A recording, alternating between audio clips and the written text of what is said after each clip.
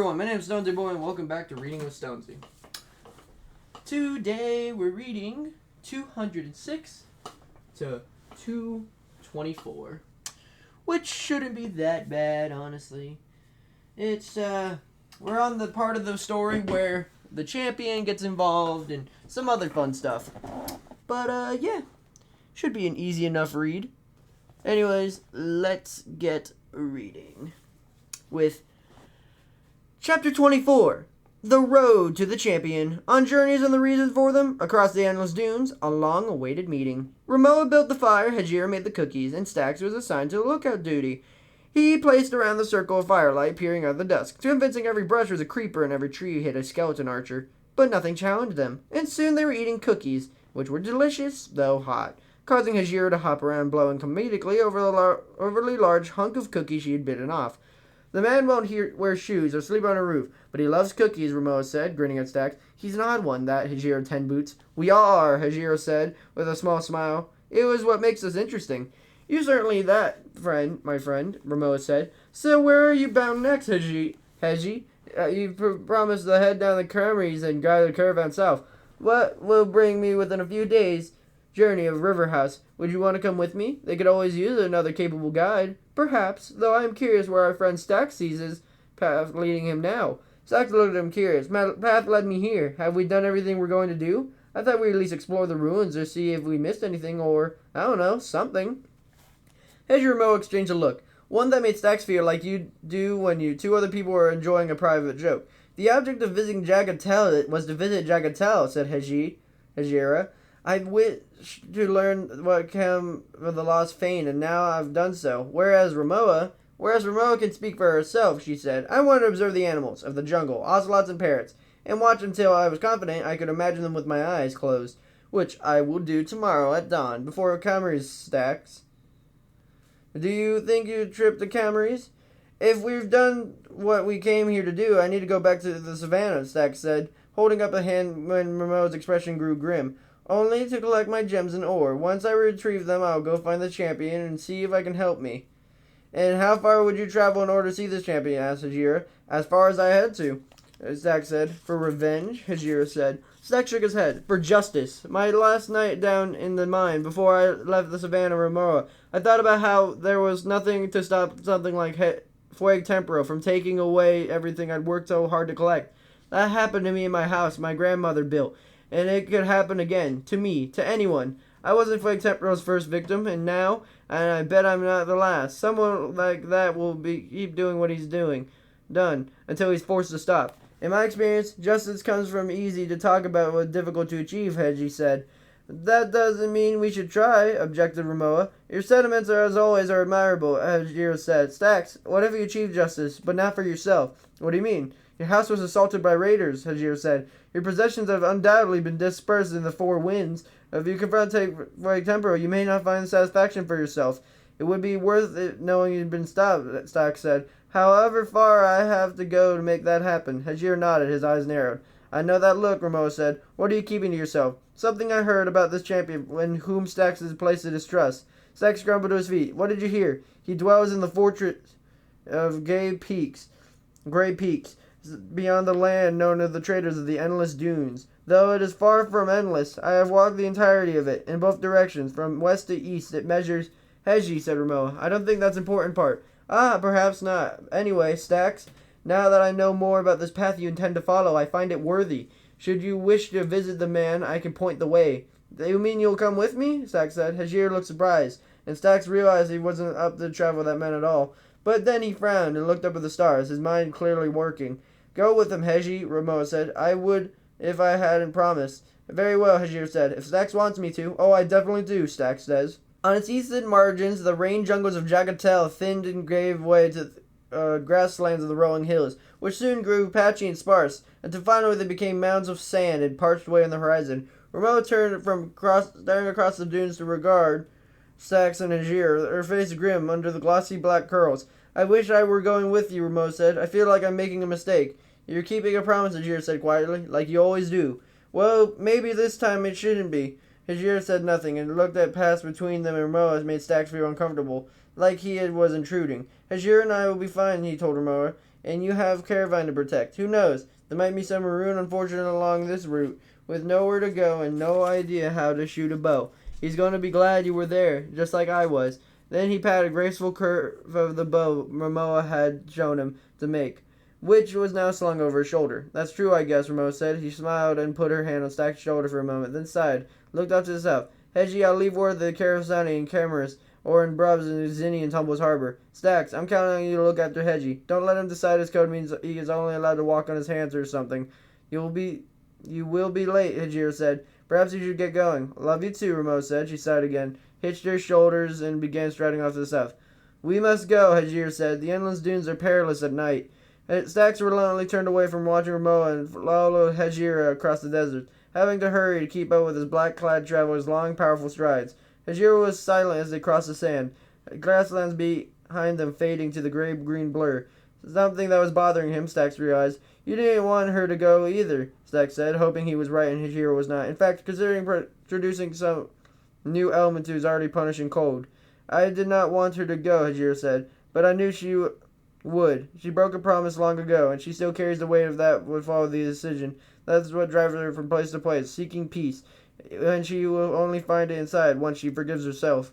Stack said nothing for a few minutes, digesting this. "What happened?" she asked finally, when it became clear that Hajir had said all he planned to say. "That's Ramoa's story to tell, not tell," Hajir said. "Now come, Stack Stonecutter. Your story lies ahead of us." The endless dunes struck Stacks as different than the barren shore where he had been left to Fueg and his raiders. That had been a dreary place, but the dunes had stark beauty. They also boasted a surprising amount of life, from the green cacti that rose from the sand like towers to the rabbits that scurried for cover when Stacks and Hajira came too close to it for their liking. While the sun was fierce during the day, the temperature plummeted as night approached. Then the sun low in the sky, Hajira stopped Stacks. "I suggest you find a suitable place to camp for the night," he said. "I can neither utilize shelter myself nor help others create it, so you must build your own refuge. It is against, let me guess, your code," Stacks said with a sigh. He began to dig a tunnel into a clump of rock left uncovered by the dunes and the reshuffling of sand. Hajira stood nearby, scanning the horizon. "I have a question," Stacks said. "If I started on my shelter too late and something came to attack us before I got built, would your code allow you to do anything about it?" "I would test myself against these creatures of the night, as I always do. In doing so, I would be defending you, but I would not help you build. That would be interfering with your path." Stacks leaned on his shovel. "Yet you warned me I should make camp. In your experienced traveler," Hajir said, "you cannot be expected to know the hazards of this region. However, now you do. So tomorrow you won't warn me of the camp at this time?" "I will not," Hajir said, "because now you know." "Your code is very complicated," Stacks said. "The more I learn about it, the more questions I have." "We should save those questions for tomorrow," Hajir said. "But yes, my code is a source of aggravation for Momoa and other travelers who accompany, which I regret." The warrior bowed and then turned to face the desert. Stacks finished working on the shelter and slept snug up inside, waking now again to hear the clanging and grunting of combat outside. In the morning, Hajir looked haggard, slumped over on his sword, and dark bags under his eyes. "Did you sleep at all?" Stacks asked, concerned. "A little. The absence of trees makes crossing the desert difficult." Stacks hadn't thought of that and immediately felt guilty. "Tonight we'll take shifts. You sleep in the sand and I'll stand guard. That's against your code, of course." Hajir clasped his shoulder. "Your path is marked by kindness, Stacks, and it does you credit. But I welcome this test. I have crossed the endless dunes many times. When I felt my code demanded it, if we make good time today, by sunset we should make more kindly country. And another day, I believe, we should reach the abode of your champion." Stacks felt his breath catch, barely able to believe that he was so close to meeting the man who would bring Foy Temple to justice. That thought sustained him during the day, and he almost kept up with Hajir for long stretches of the afternoon. The sun was low in the sky, and then Stacks spotted a cluster of dark orange buildings in the north, and he pointed them to Hajira. "That's the village of Padanos," he said. "They are strange folk, not bad at all, not bad people.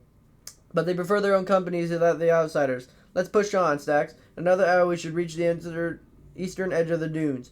Hajira was correct, of course. Just before sunset, he climbed up to the boughs of an oak tree. As Stacks finished hollowing out the shelter, the side of the hill bearded with fragrant grass. In the morning, Hajira looked much refreshed, but only a single length of bone and a purple spider eye for his night's efforts. Stacks found a new green country beautiful and welcoming, from its carpets and flowers to the sheep and cows cropping grass in the shadows of trees. Other people apparently thought so too, as they began passing fences surrounding trim little farms, and walked through several small villages. Soon Around noon, Hajira pointed to the north and said he could just see shapes of the gray peaks. Stacks thought nothing, but it was frustration. But an hour later, they're visible to him, too. Only gray blur in the distance, but definitely there. By evening, they loomed over the meadows forest, and setting down sun turned them into brilliant pinkish orange.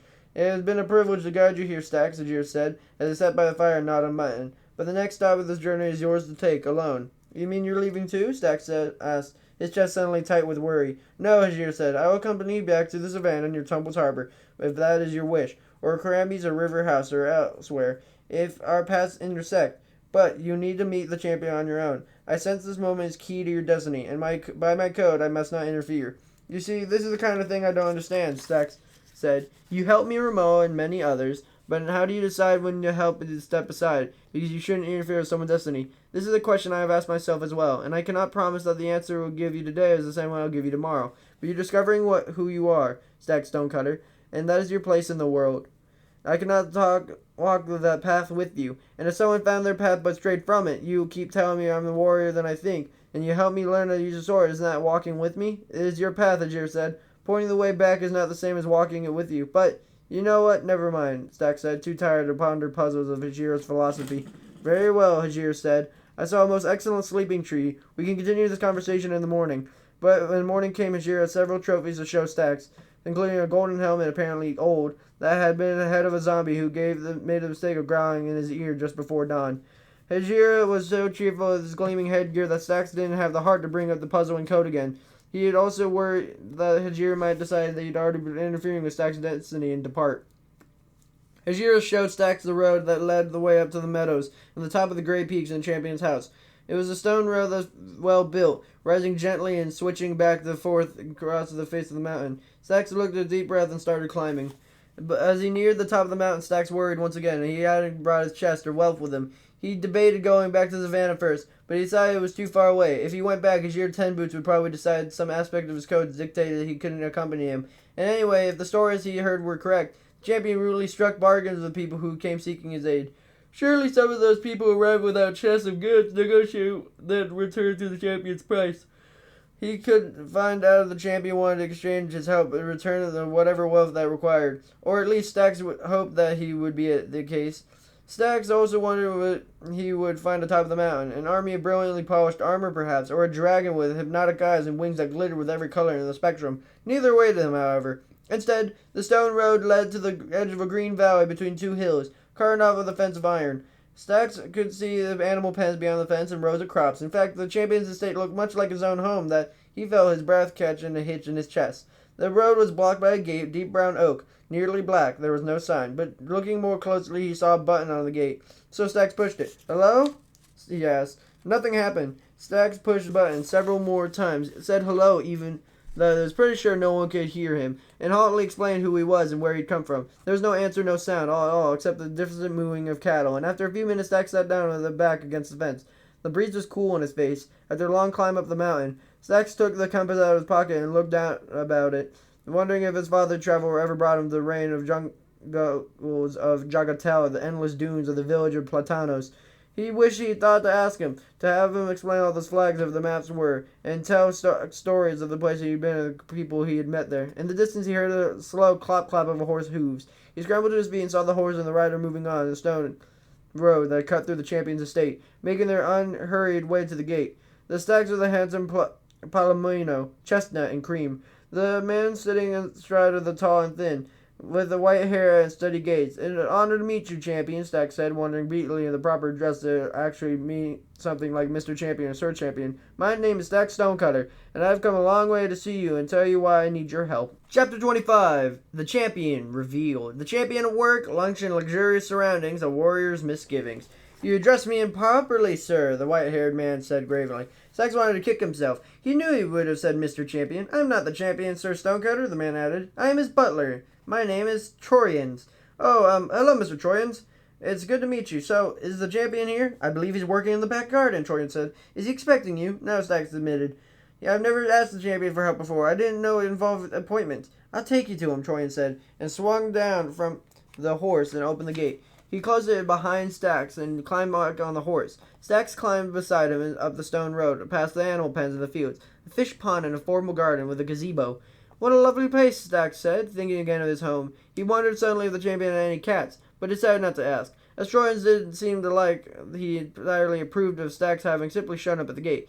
Troyans had nothing more to Stacks walked along in silence, listening to Palomo's hoofs clip-clopping on the stone. The house was set on a rise out of the back of the valley, looking west. It made of great stone, andesite, Stacks thought, with accents of pink granite. Turrets rose on either end, and with the sunlight reflecting in their windows, Troyans led Stacks around the back of the house, from which stairs descended to a carefully tended garden, where he tied up the horse at a fence post. "This way, sir," he said. Stacks followed him through the arbor of immaculately pruned rose bushes and past rows of tulips in a riot of colors.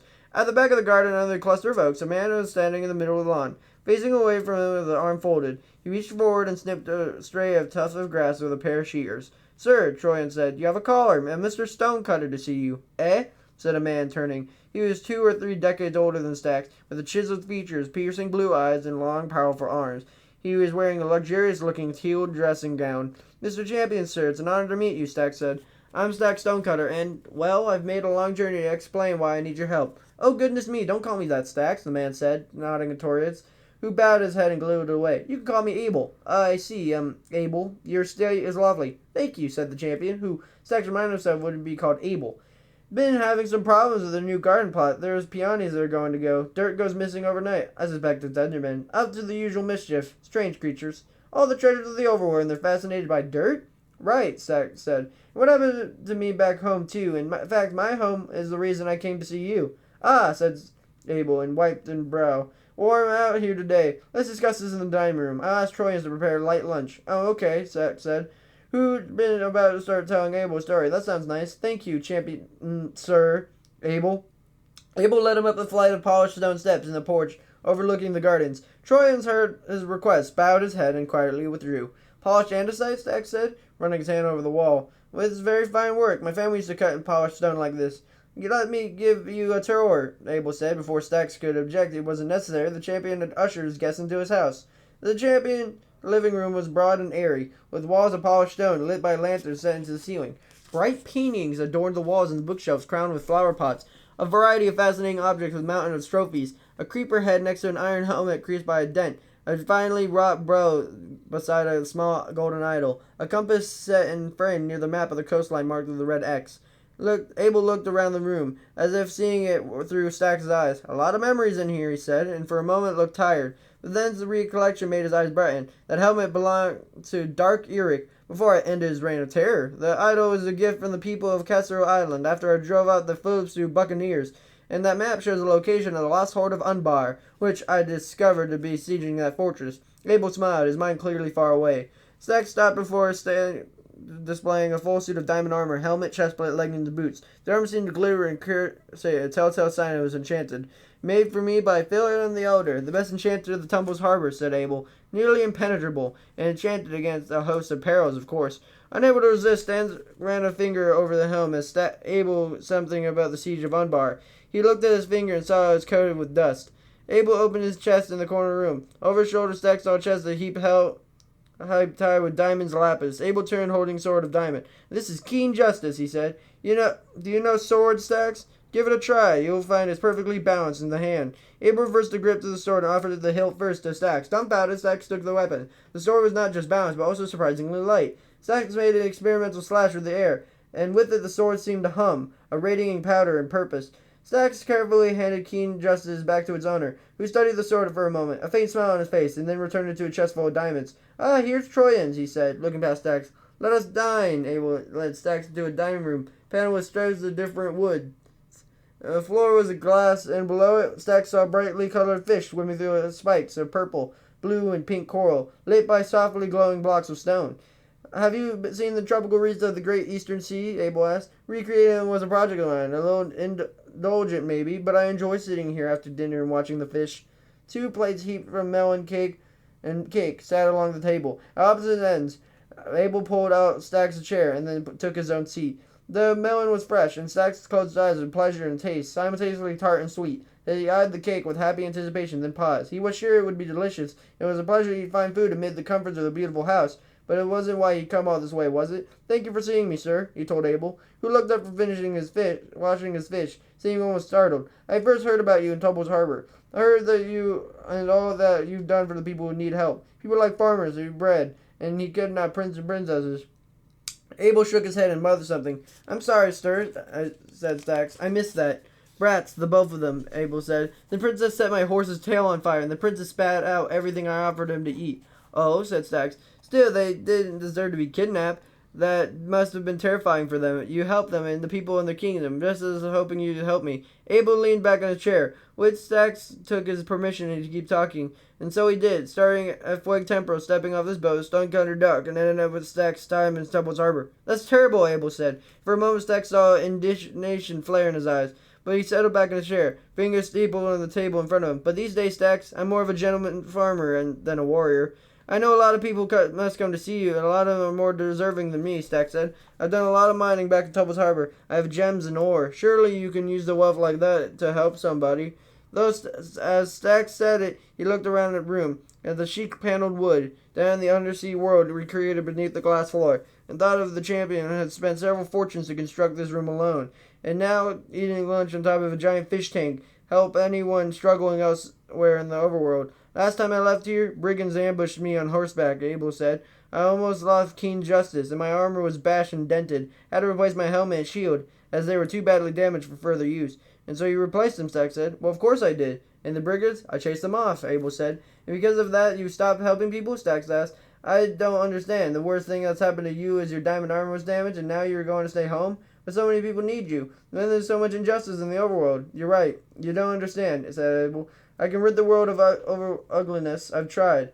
And it doesn't make any difference that I can see. Here, at least, I'm creating a little beauty. You can see the wisdom of that, can't you? Stax shook his head. I've seen a lot of the overworld in the last couple of months. I've got plenty of beauty. Beaches and jungles, deserts and meadows. It's got so much beauty and your heart wants to burst. But it doesn't need more beauty, sir. It needs less injustice. But you can't get rid of injustice, Abel said with a sigh. Just yesterday, a band of pillagers threatened the house. Came right up to the fence. I ran him off, but there will be more. Getting rid of injustice? That's like pouring water into a bucket with a hole in it. So fix the bucket, said. I thought that's what you were doing with these quests of yours. Abel looked at Stax like he didn't understand, or didn't want to understand. Stax felt anger pretend to burn his chest. What he did to me, Fueg Temporal will do to others, Stax said. Innocent people. Maybe you don't think I'm worth fighting for, but surely some of the other people he'll hurt are. If you don't want to help me, thinking of stopping Fueg is helping them. I know people like this Flug or Horg or whatever you said his name was, Abel said with a sigh. People are vicious and cruel. Sometimes I wonder what made them this way. I've never found an answer.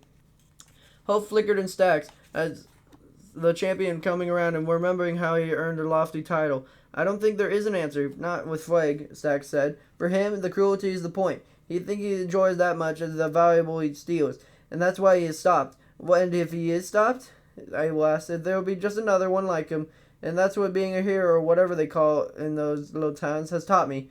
There's always another one, and if I get rid of Fueg, the overworld won't thank me, won't care, it's just demand to know that I'm gonna do about the next Fueg.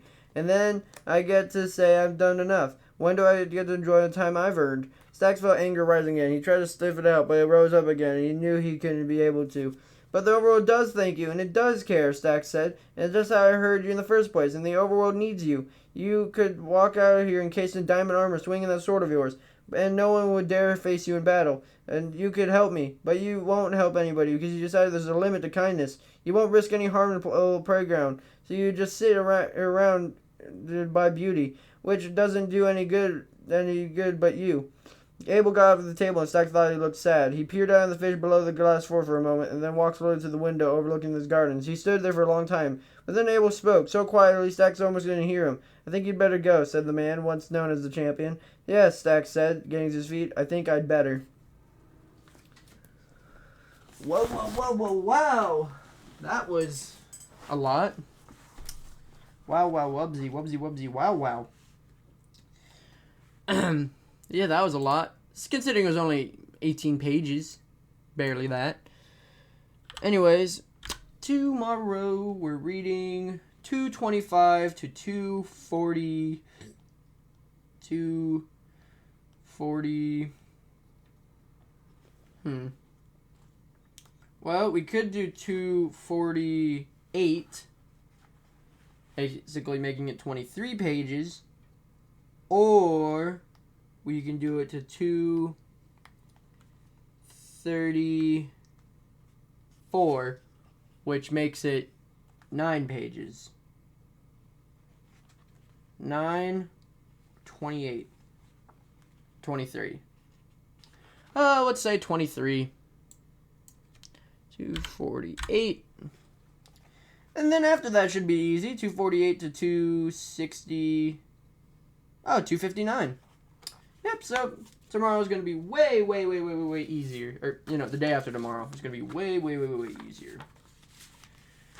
Barely being any pages at all. So, yeah. I hope you guys have a super fantastic, wonderful day. People like Big Fisher. Make sure to like, comment, and subscribe. And I'll see you guys next time. Bye-bye.